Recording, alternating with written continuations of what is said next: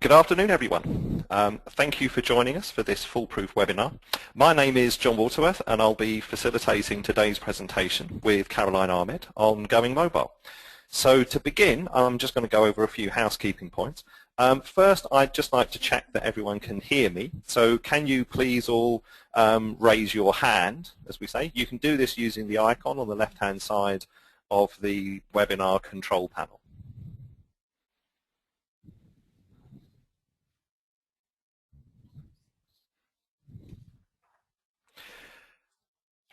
That's great, thank you very much. So I can see lots of people raising their hands. We've got a lot of people, attendees arriving. So that's good to see. So secondly, I just wanted to say that there will be time for questions at the end of the presentation. So please ask your question using the question box on your webinar control panel. Myself and Caroline will be able to see them, and what we'll be doing is we'll be collecting these together and we'll be able to ask them at the end of the session. So just before we start, we're just going to hang on for a few more seconds to let a few more people arrive for the webinar.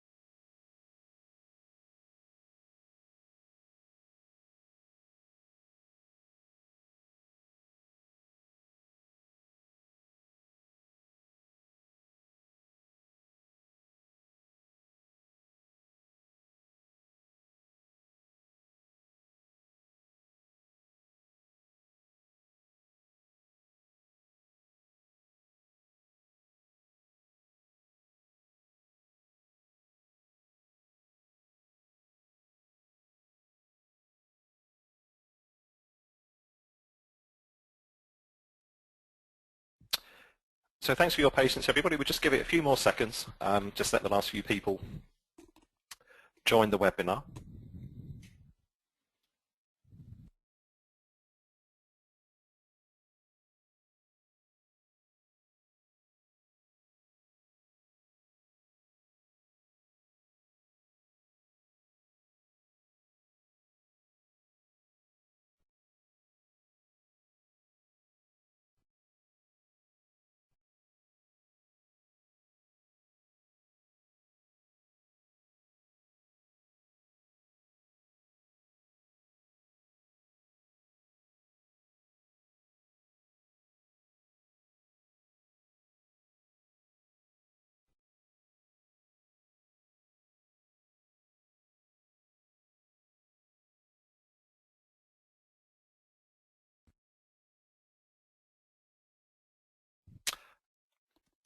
Okay, so thank you very much. We're going to begin today's presentation. So this is the second in our series of webinars on Going Mobile.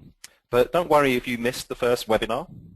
It is available to watch on our website in the Insights section, and although the content of this session does build on the material we presented in the first webinar, it doesn't require a detailed knowledge of that presentation.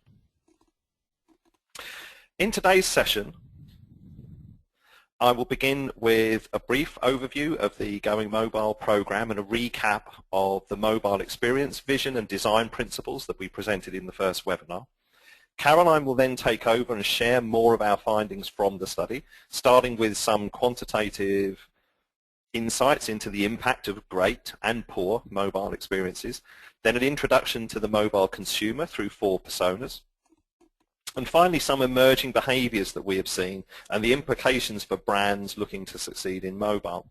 And as I mentioned before, we will wrap up with some questions that Caroline will answer. So just introducing our Going Mobile program. The program was really born out of the need for insight. Clients are increasingly asking us what we should do with mobile. And while there are lots of statistics out there about mobile penetration, about take-up trends, the stats lack the richness that we all need to inspire innovation and creativity in the design of mobile products and services. To design great experiences for mobile, we need to understand what people are really trying to do on the move. And we need to understand the factors like time, place, connectivity, and privacy that are important to them and that will influence our designs. It was this deep level of insight that we wanted to gather with the Going Mobile program. Now, I won't spend a lot of time on this, but before we get into the findings, I think it will be useful just to provide an overview of the method behind the program. We kicked off the study in October 2011, and it took just over 6 months to complete. Through the 5 phases, we produced a robust and unique collection of insights. The study combined initial industry research, qualitative insights collected in a detailed diary study, and robust quantitative validation of our initial analysis. We used Forrester's mobile segmentation as the basis for all the stages of the consumer research, with respondents from the super connected segment recruited to take part. So what came out of the study? Well, rather than producing a large report on what we had found, we concentrated on building a set of practical tools and design artifacts that planners and designers could use. These included sector-specific insights. So while this was a general study of mobile, we framed the fieldwork to allow us to drill down into a number of specific industry sectors, including financial services, retail, media, and gaming. We also created personas that represent 4 distinct personality and user types within this super connected segment. And we created a mobile vision and set of design principles that crystallize the Going Mobile insights in a form that we found is really easy to communicate to people. Now, in today's sessions, we will focus on the personas, backed up by some of the attitudinal and behavioral data that we captured during the survey. But I think it will be useful at this point to briefly recap the mobile vision and design principles. So we created the vision and design principles to help brands win in the mobile space. For our vision, we see that great mobile sites and apps change how consumers think and behave. They understand that they need to earn the right to become part of a consumer's device and life and make it better, easier, and smarter. Ultimately, the goal is to be the brand that has their icon on the first screen of someone's device. We know from our study that this is where the people keep their most frequently used apps from their most favored brands. And we know that customers feel closer to those organizations as a result of that everyday contact. And these are the design principles that underpin that vision. So first, your brand in my pocket. So your mobile sites and apps give me complete confidence and build on everything I value about your brand. Second is my context is king.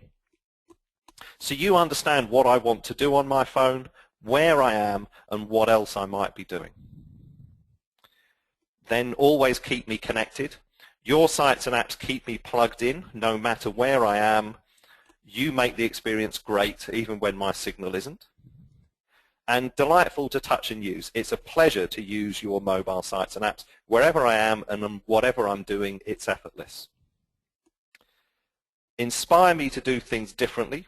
Your sites and apps unlock new ways of working, playing, and living. And then finally, we grow and learn together. Your sites and apps are constantly evolving and seem to get better and better.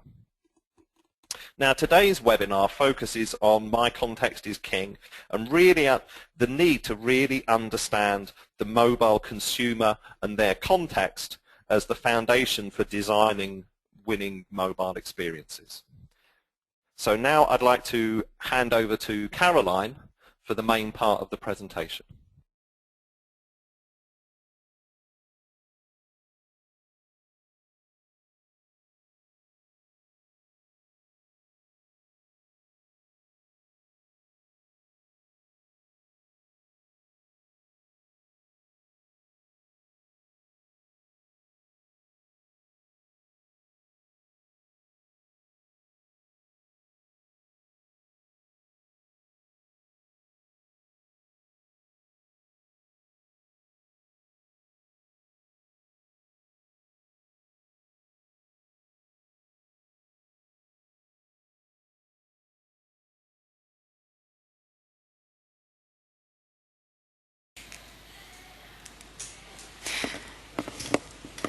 Hey everyone, I apologise. I understand we had a few sound problems. Can I check if everyone can hear me now? Brilliant, thank you. Apologies for that. Starting again, we've seen throughout Going Mobile that there is a real need for action. Brands risk being displaced by organisations who provide superior mobile experiences, and even some established brands are failing to keep pace with consumer desires for mobile services. So before I move on to the behaviours and characteristics of these consumers, I wanted to throw the net just a bit wider and look at the impact of mobile experiences, and this time pull on some of our survey data to illustrate the scale of the risks, the challenges and the opportunities. Starting first with consumers' increasingly high expectations. Most are dealing with multiple sectors through mobile, and all of these experiences come together to shape their ingoing expectations. And as a result of this, brands should look to learn from organisations beyond their immediate competitor set if they are to succeed in mobile, particularly given that 3/4 believe an app or mobile service really doesn't deserve their loyalty if it fails to hit the mark. Most importantly, however, mobile really could make or break an overall brand relationship. Nearly half of those included in our study told us that they've stopped dealing with a brand altogether simply because the app or mobile service wasn't good enough. But apps and mobile services aren't given long to prove themselves, and they really need to demonstrate that they can meet customers' expectations. They've got to capture attention quickly, and there are few second chances, with over 8 in 10 claiming that an app or mobile site really needs to make a good impression if they're to continue using it. The point of entry is particularly critical, and by that I mean when a customer first uses an app or service, so when they very first register, but also on subsequent visits when they log in again. We saw that 56% have actually not signed up to an app or mobile service simply because the registration process proved to be too long or too confusing. Similarly, further down the line, 49% told us they've actually stopped using an app or mobile service because the subsequent login process was just too long or too time-consuming. But the brands that get it right really can reap the rewards.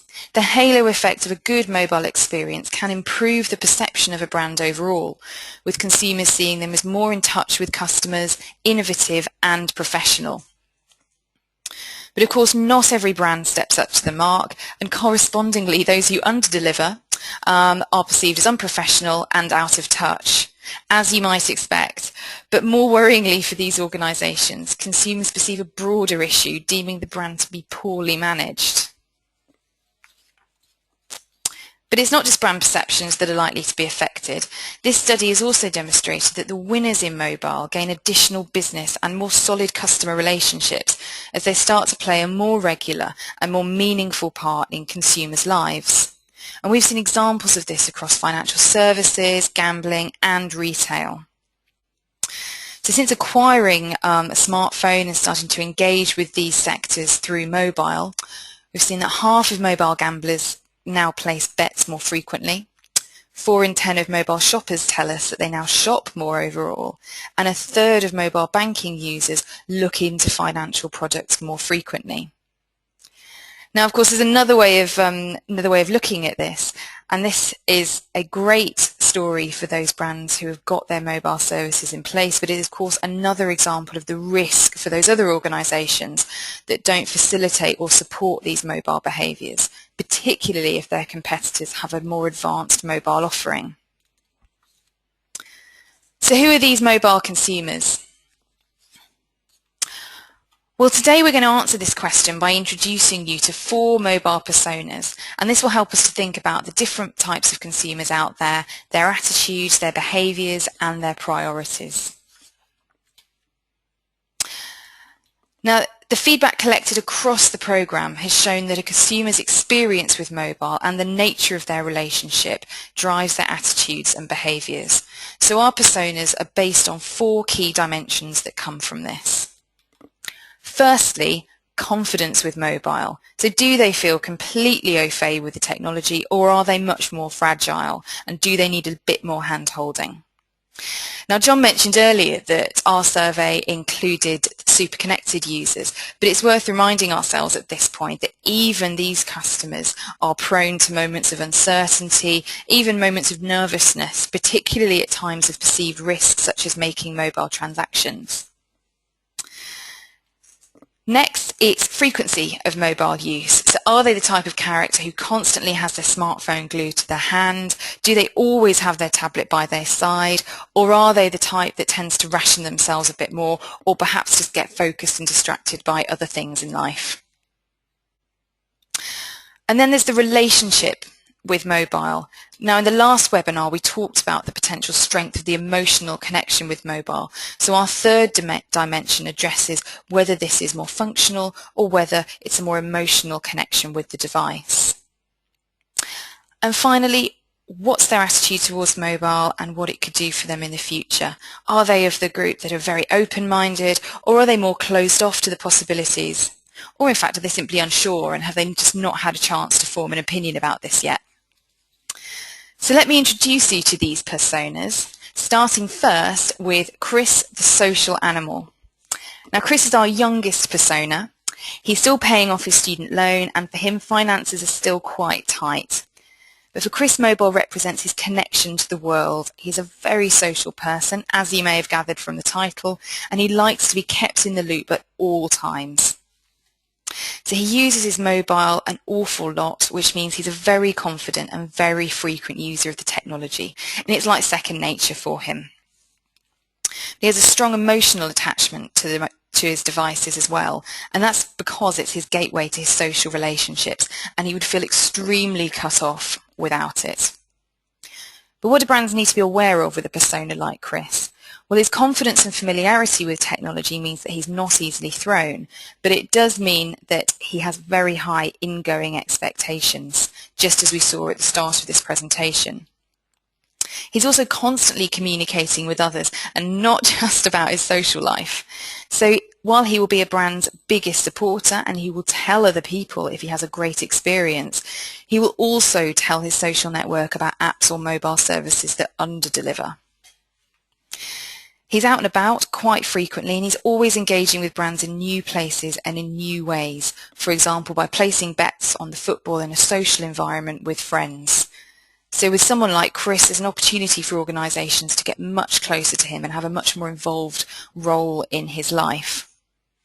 But mobile has also become crucial in helping him to make decisions.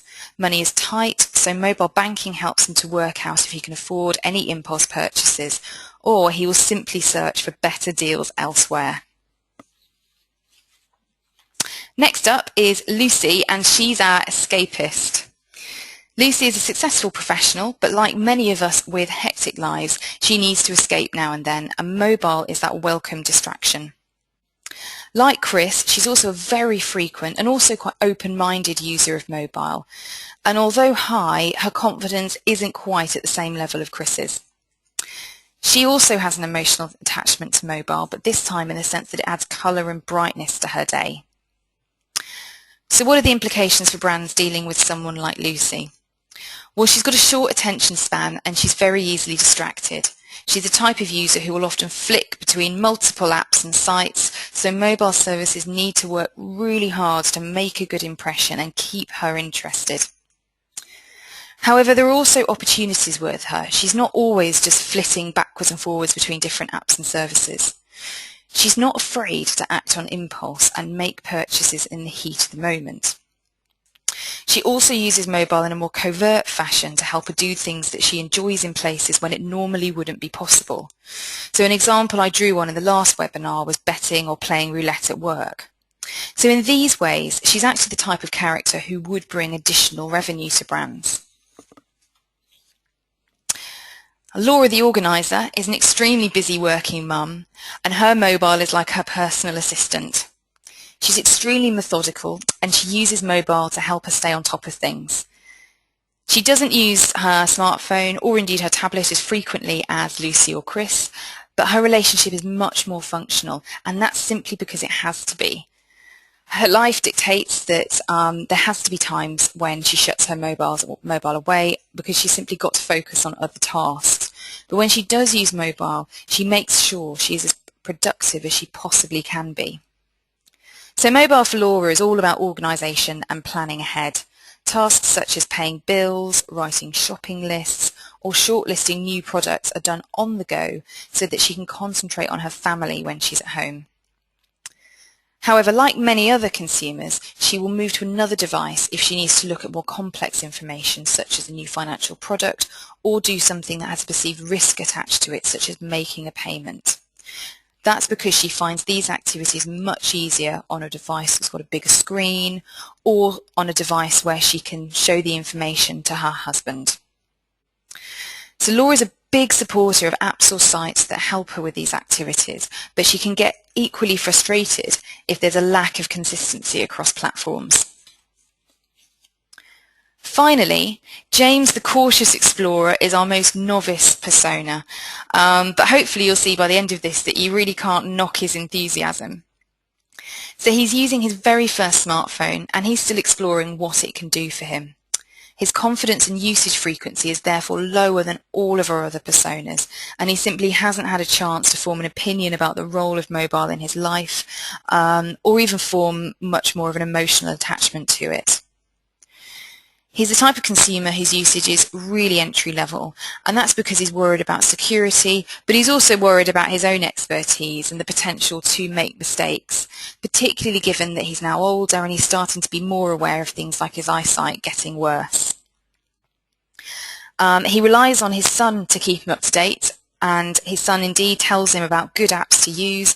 However, he will only continue to use the ones that he finds are intuitive and meet a specific need. He knows his own mind and he really knows what he wants, but he's willing to learn, and he's a character that some brands will really want to focus on and nurture, particularly as he's more affluent. And a number of financial services organisations come to mind here. So that gives you a flavour at headline level for the individual personas, but if we look across these customer types, it's possible to identify some key behavioural themes and highlight the implications for brands looking to succeed in mobile. So these behavioural themes are creating fun time out of downtime, taking remote control, keeping connected, and merging the physical and the digital. Now, I should say at this point that none of these behaviours are mutually exclusive. There is some overlap between them, and they're also not limited to particular types of users. However, as we walk through, I think it will start to become apparent that some of them are naturally more dominant within certain types of personas. So taking the remote control. This is all about planning in advance and using mobile to make any quiet moments productive. This involves researching products and services or making the most of mobile to complete tasks quickly or on the move, and this is all in a way that simply isn't possible on a PC. I'm sure you're not going to be surprised to hear that this behaviour is a significant part of our persona, Laura the Organiser, and it represents a key theme of going mobile overall, the creation of new time in consumers' lives. Now, the creation of this time comes with a significant positive impact, both for the end user and I should also say for the brands who are responsible for helping carve out this extra time. Over 2/3 now feel that they make better use of any spare moments in the day. So it's therefore no surprise that around 6 in 10 feel that they have more time now that they can do things at home and on the go, feel more organised than they used to be, and ultimately feel more in control of life. Brands that help users achieve this are likely to benefit from the emotional connection that users forge with mobile. These brands will become associated with creating this new time and the improvements to users' personal lives.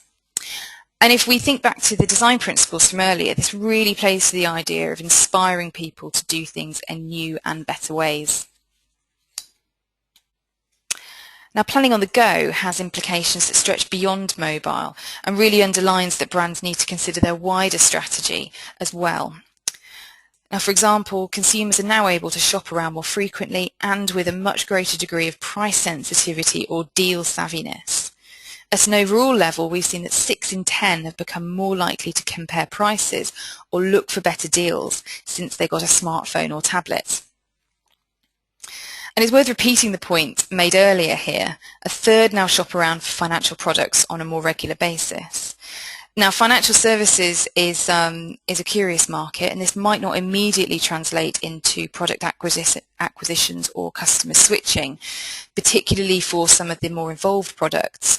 But we know from other research that that knowledge of competitive deals elsewhere increases customers' sensitivity to the overall level of service delivered by the bank.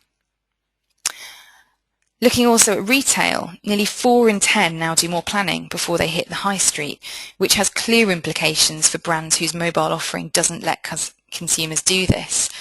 Even at the most basic level, they could miss out on a chance to be on that customer shortlist, and they may never set foot in that retailer's store. Creating fun time out of downtime is the opportunity to switch off from one's obligations, much like Lucy the escapist. And this comes to light through playing games, consuming media or other forms of entertainment, and seeking inspiration and having the freedom to act on impulse rather than constantly planning. Now, I'm sure we've all heard this before, but mobile is often criticised for making it impossible for us to switch off from our responsibilities, particularly if work emails are flying in and out of our devices, and I'm sure that's something we've all experienced from time to time. However, we can't just beat mobile up with that stick. Over half actually believe that owning a smartphone or a tablet has actually made it easier for them to relax and unwind. And that's because these devices are like portable companions, and it's possible to get completely absorbed in them, no matter where you are or what you're doing. And in fact, the great majority of smartphone users, have used their device while watching TV or in bed. And as you can see, some even use their phones in the toilet, 50% in the case of our study, and some of them even in the bath. But there's a more serious point attached to this. And it again underscores the point that brands have a real opportunity to get much closer to customers and be a real part of their lives. And it will cement that deeper brand connection, which supports loyalty in the long term.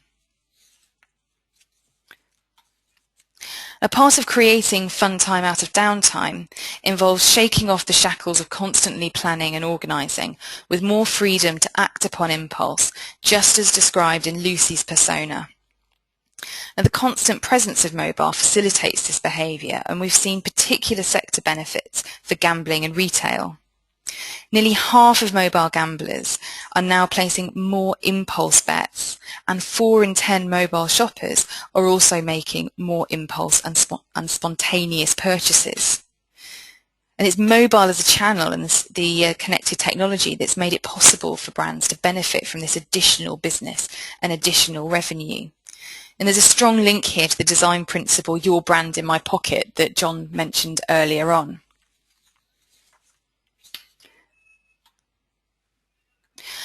So mobile is also all about staying connected in the world. However, staying connected now involves much more than traditional communications. Users are sharing their opinions about service, consuming media, and accessing information on the move more than they ever have before. And they're looking for mobile services that help them do this. Hence our design principle, always keep me connected.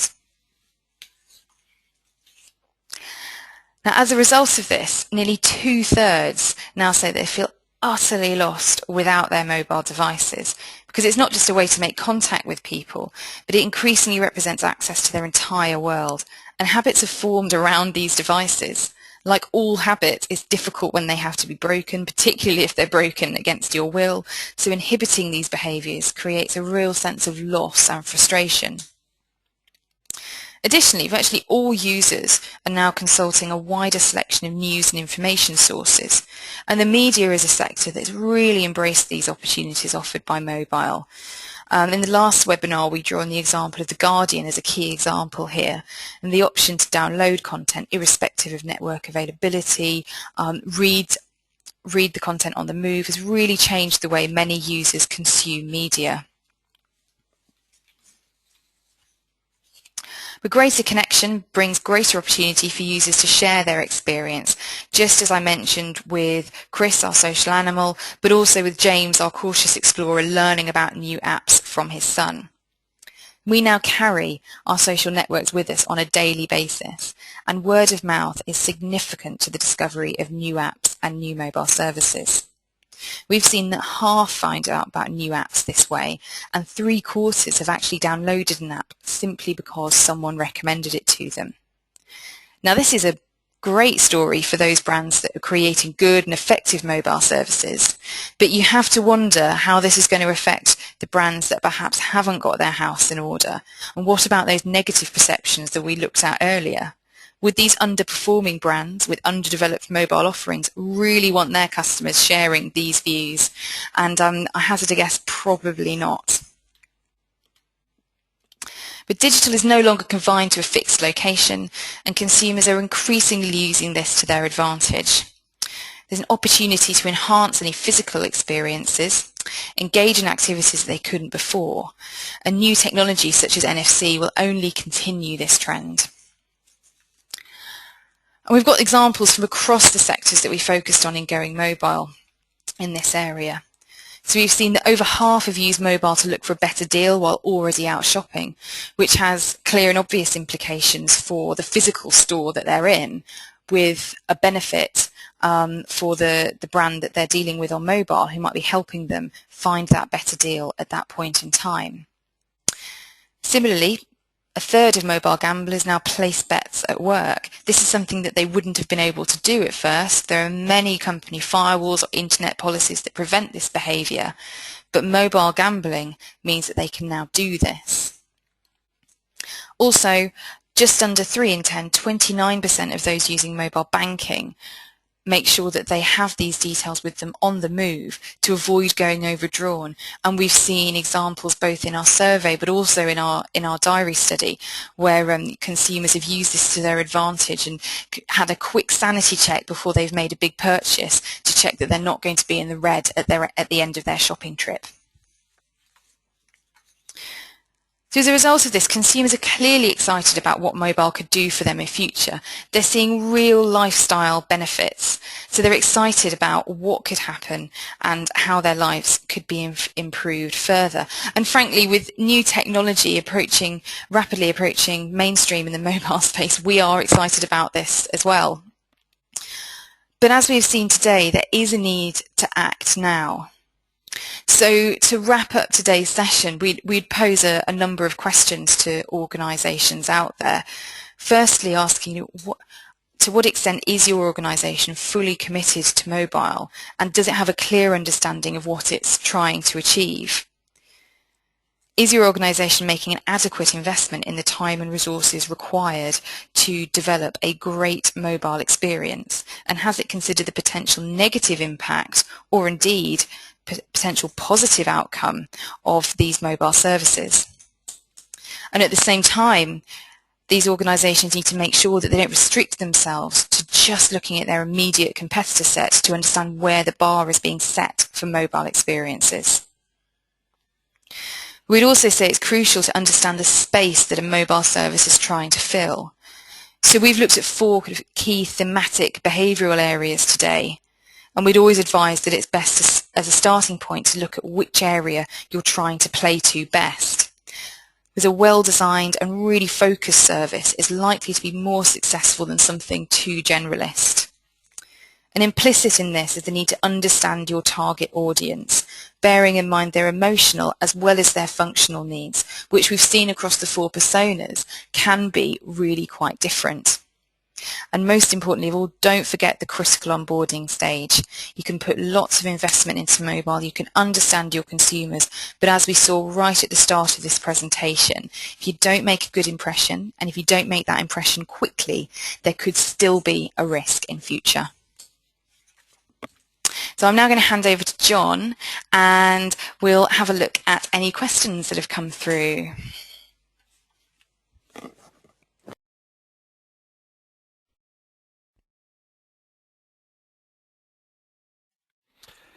Yes, thank you, Caroline. We do have some questions. We have First one, just a few people have asked about whether they'll be able to get to see the slides and the recording. Yes, we do. We have an insights section on our website, and you'll be able to see the video of the previous webinar, and once we put it together, the recording of this webinar will be there too. So I've got a few questions I've picked up. The first one was, we talked a lot about mobile. Have we seen in the research any sort of different in the way people think about tablet? Yes, it's worth going back to Laura, the organiser, in this answer, as I touched briefly on tablet there, but admittedly not in a huge amount of detail. We've seen across the study that tablets tend to be less mobile than smartphones, and in many cases that's for quite obvious reasons. So they're much larger to use, not quite as nimble in a physical sense, and also many users simply don't have those devices with 3G connectivity, so they'll be limited to places where there is also Wi-Fi.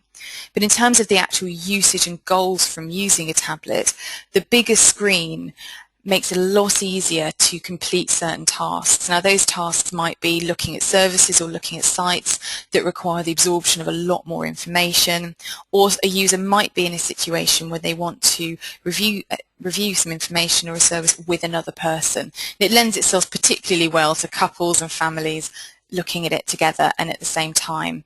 But tablets are also more likely to be shared devices with more than one person accessing it, so it doesn't tend to be as personal as a smartphone.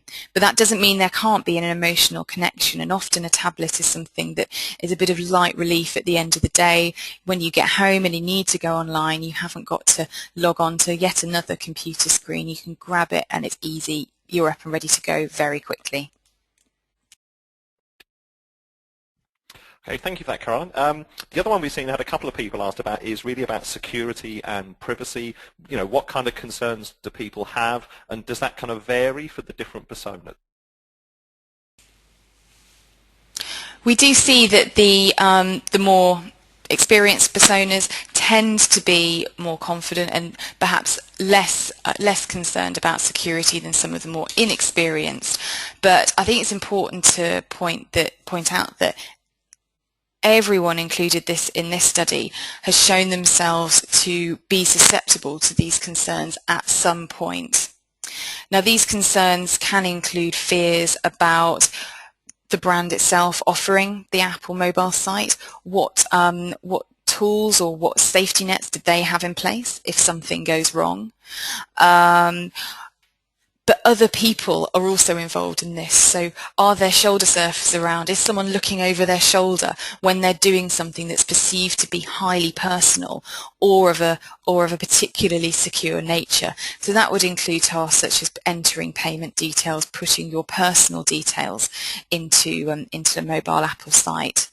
But alongside that, users are often easily confused about which network or which type of Wi-Fi represents the most secure situation, with some quite easily perceiving sometimes that 3G networks are riskier than Wi-Fi. But it's a really grey area, and some really are kind of quite easily thrown or unsure about that.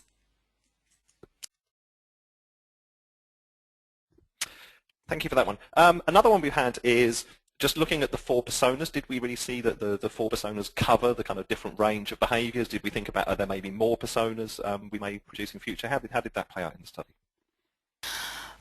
Well, for this particular study, we made a particular choice to focus on super connected users taken from Forrester, largely because we know that there are a number of organisations there who already use this segmentation and are prioritising the super connected segment for their business decisions in future.